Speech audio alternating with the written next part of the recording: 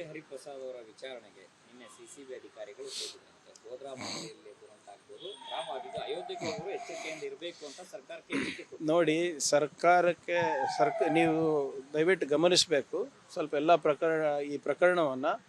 ಇದು ಎಲ್ಲಿಂದ ಯಾರು ಡೈರೆಕ್ಟ್ ಮಾಡ್ತಾ ಇದ್ದಾರೆ, ನಿನ್ನೆ ತಮಗೆ ಸಂಪೂರ್ಣ ಮಾಹಿತಿ ಇದ್ದರೆ ಗವರ್ನರ್ ಅವರು ಪದೇ ಪದೇ ಇದ್ರ ಬಗ್ಗೆ ಕೇಳ್ತಾ ಇದ್ದಾರೆ.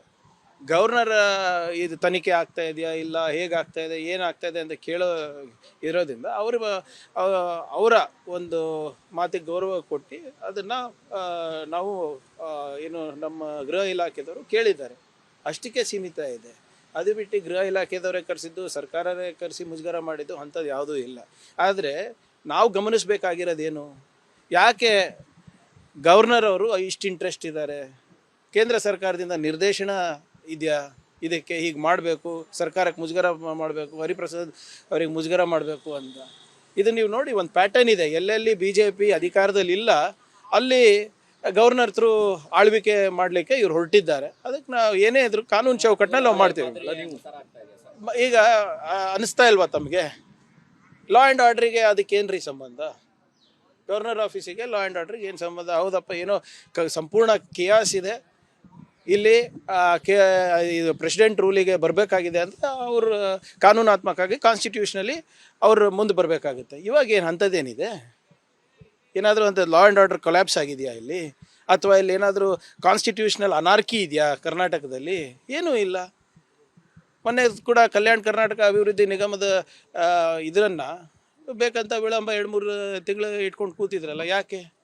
ಹಿಂದಿನ ಸರ್ಕಾರದಲ್ಲಿ ಯಾವತ್ತೂ ಹಿಂಗಾಗಿಲ್ಲ, ಈ ಸರಿನೇ ಯಾಕೆ ಆಗ್ತಾ ಇದೆ ಇವೆಲ್ಲ?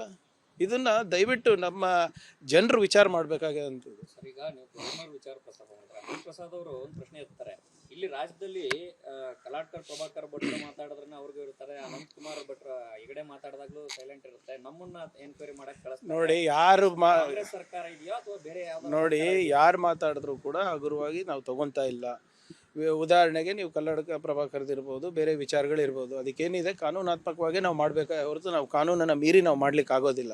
ಇಲ್ಲಿ ಉತ್ತರ ಪ್ರದೇಶ ರಾಜ್ಯ ನಡೀತಾ ಇಲ್ಲ, ಇಲ್ಲಿ ಬಸವಣ್ಣ ಅವರ ಮತ್ತು ಸಂವಿಧಾನದ ಒಂದು ಆಡಳಿತ ನಡೀತಾ ಇದೆ. ಏನೇ ಇದ್ರೂ ಕೂಡ ಇವರೆಲ್ಲರೂ ಇವತ್ತಿಲ್ಲ ನಾಳೆ ಒಳಗೆ ಹೋಗ್ತಾರೆ, ಅದರಲ್ಲಿ ಯಾವುದೇ ಅನುಮಾನ ಇಟ್ಕೋಬೇಡಿ. ಆದರೆ ಏನೇ ಆದ್ರೂ ಲೀಗಲ್ ಆಗೇ ಮಾಡ್ಬೇಕು ನಾವು, and we will do it.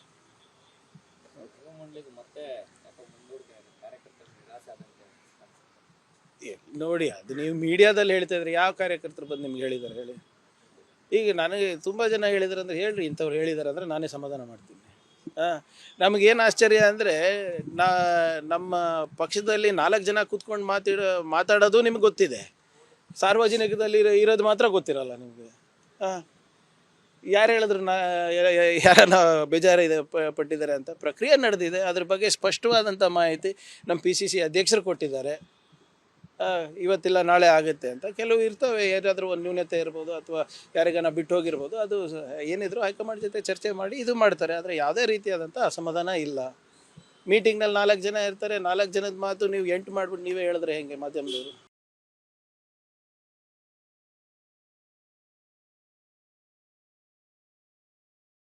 Stock ಮಾರ್ಕೆಟ್ನಲ್ಲಿ ಹಣ ಗಳಿಸಬೇಕೆ?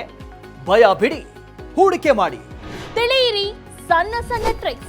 ಗೊತ್ತಿಲ್ಲದೆ ಸ್ಟಾಕ್ ಟ್ರೇಡಿಂಗ್ ನಲ್ಲಿ ದುಡ್ಡು ಕಳ್ಕೊಂಡಿದ್ದೀರಾ? ಸ್ಟಾಕ್ ಇನ್ವೆಸ್ಟ್ಮೆಂಟ್, ಸ್ಟಾಕ್ ಟ್ರೇಡಿಂಗ್ ವ್ಯತ್ಯಾಸ ಗೊತ್ತಿಲ್ವೇ?